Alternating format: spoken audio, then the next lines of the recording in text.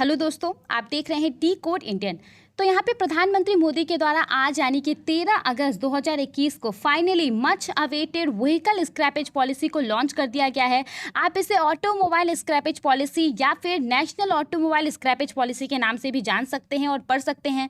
देखिए, वैसे तो इसका जो अनाउंसमेंट था वो इस साल के बजट भाषण में ही निर्मला सीतारमण के द्वारा कर दिया गया था, और उसके बाद जो हमारे road transport and highway minister हैं नितिन गडकरी, उनके द्वारा इसकी डिटेल्स को भी अनाउंस किया गया था। लेकिन आज ऑफिशियली इस स्कीम को लॉन्च किया गया है। साधारण शब्दों में अगर मैं आपको कहूं कि ये पूरी जो स्कीम है वो क्या है, तो देखिए, इस स्कीम का मेन ऑब्जेक्टिव है कि रोड पे जो अनफिट गाड़ियां हैं, ऐसी गाड़ियां हैं जिनका पार्ट काफ़ी पुराना हो गया है, जो काफ़ी ज़्यादा पॉल्यूशन क्रिएट कर रही हैं, तो उन गाड़ियों को रोड पे से हटाना ही स्क्रैपेज पॉलिसी का मेन ऑब्जेक्टिव है। अब अगर आप वेस्टर्न कंट्रीज़ वगैरह जाएंगे तो वहाँ पर आपको एक ऐसी नीति मिलेगी जिसके चलते जो है बहुत सारी ऐसी गाड़ियों का एज फिक्स कर दिया गया है कि इस पर्टिकुलर एज के बाद अगर वो गाड़ी इतनी दिन चल चुकी है, 15 साल चल चुकी है, 20 साल चल चुकी है, तो उसके बाद जो है ऑटोमेटिकली उसका रजिस्ट्रेशन खत्म हो जाएगा, उसका डी रजिस्ट्रेशन प्रोसेस स्टार्ट हो जाएगा, यानी कि वो गाड़ियां जो है रोड पे नहीं चल सकती है। लेकिन इंडिया में अगर आप देखेंगे तो इस प्रकार की कोई भी नीति आपको नहीं मिलेगी। आपको रोड पे काफ़ी जर्जर पुरानी आपको गाड़ियाँ मिल जाएंगी रोड पे,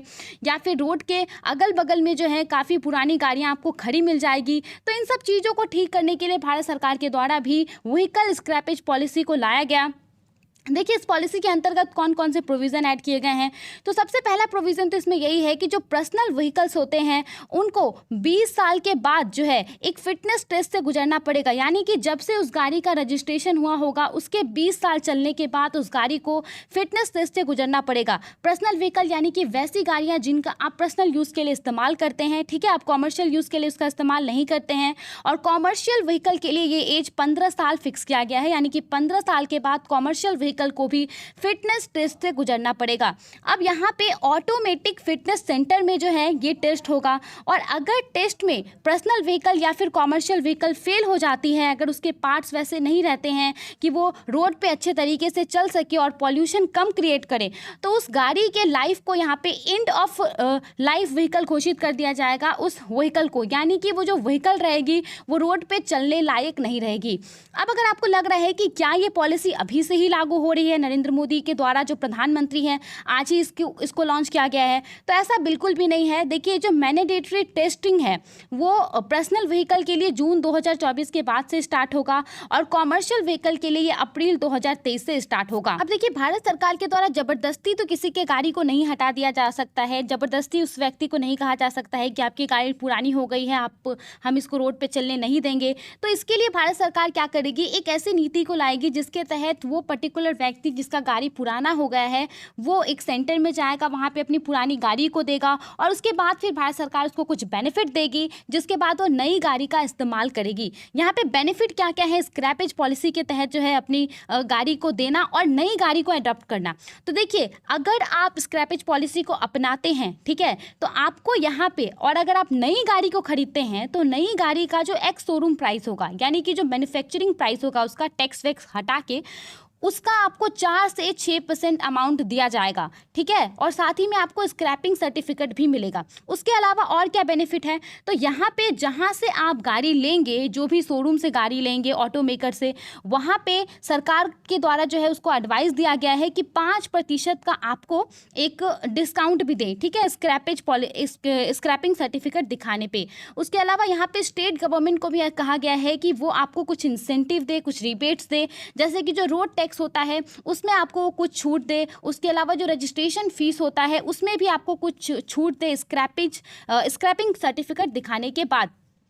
देखिए, यहाँ पे अगर इस पूरे पॉलिसी को लॉन्च किया जा रहा है तो इसका मतलब क्या है कि इसके लिए एक इंफ्रास्ट्रक्चर तैयार किया जा रहा है। यहाँ पे प्रधानमंत्री नरेंद्र मोदी के द्वारा गुजरात में जो है इसको ऑनलाइन लॉन्च किया गया है। इन्वेस्टर समिट को उन्होंने यहाँ पे होस्ट किया था, यानी कि यहाँ पे बहुत सारे इन्वेस्टर्स थे। तो बेसिकली यहाँ पे इसका मेन ऑब्जेक्टिव था कि इस पूरे पॉलिसी को इम्प्लीमेंट करने के लिए हमारे देश में व्हीकल स्क्रैपिंग इंफ्रास्ट्रक्चर को सेटअप करना। जैसे कि देखिए, जो ऑटोमेटेड टेस्टिंग स्टेशन होगा, जहाँ पे गाड़ी का टेस्टिंग होगा, तो उसके लिए जो है एक इंफ्रास्ट्रक्चर तैयार करना। उसके अलावा रजिस्टर्ड व्हीकल स्क्रैपिंग फैसिलिटीज़ के लिए देश भर में इंफ्रास्ट्रक्चर ये करना। तो इन सब चीज़ों के लिए जो है इन्वेस्टमेंट चाहिए। तो यहाँ पे जो इन्वेस्टर समिट हुआ था, इसमें भारत सरकार के द्वारा, नरेंद्र मोदी के द्वारा जो स्टार्टअप्स हैं, जो यूथ हैं, उनको अर्ज किया गया कि वो एक ऐसा इंफ्रास्ट्रक्चर हमारे देश में सेटअप करें जहाँ पे स्क्रैपेज पॉलिसी का जो पूरा काम है वो अच्छे तरीके से हो पाए।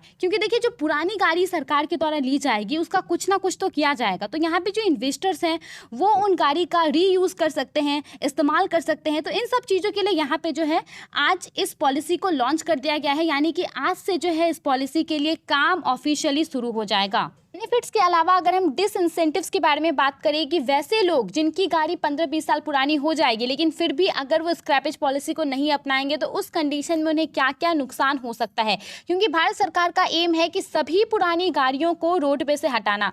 तो यहाँ पे देखिए, सबसे पहले तो अगर वो प्राइवेट व्हीकल होगी तो उसका जो रिन्यूअल ऑफ रजिस्ट्रेशन फ़ी होगा उसमें बढ़ोतरी कर दी जाएगी। अगर वो कॉमर्शियल व्हीकल होगी 15 साल पुरानी, तो इस कंडीशन में जो फिटनेस सर्टिफिकेट का रिन्यूअल होगा उसके फीस में बढ़ोतरी कर दी जाएगी और उन गाड़ियों के ऊपर ग्रीन टैक्स इंपोज किया जाएगा। इन सब के अलावा अगर वो गाड़ी की स्थिति बिल्कुल भी ऐसी नहीं होगी कि उसको रोड पे एक भी दिन या फिर उसको रोड पे चलने दिया जाए, तो इस कंडीशन में सरकार के द्वारा जो है ऑटोमेटिकली उस गाड़ी का डी रजिस्ट्रेशन कर दिया जाएगा, यानी कि उस गाड़ी का रजिस्ट्रेशन सर्टिफिकेट जो है वो रद्द कर दिया जाएगा। और आपको पता होगा कि रजिस्ट्रेशन सर्टिफिकेट के बिना जो है आप गाड़ी रोड पे नहीं चला सकते हैं। तो ये सब यहाँ पे डिसइंसेंटिव्स के बारे में कहा गया है। आई होप आपको ये अच्छा लगा होगा। आप इन सब के बारे में क्या सोचते हैं, हमें अपना ओपिनियन जरूर बताइए।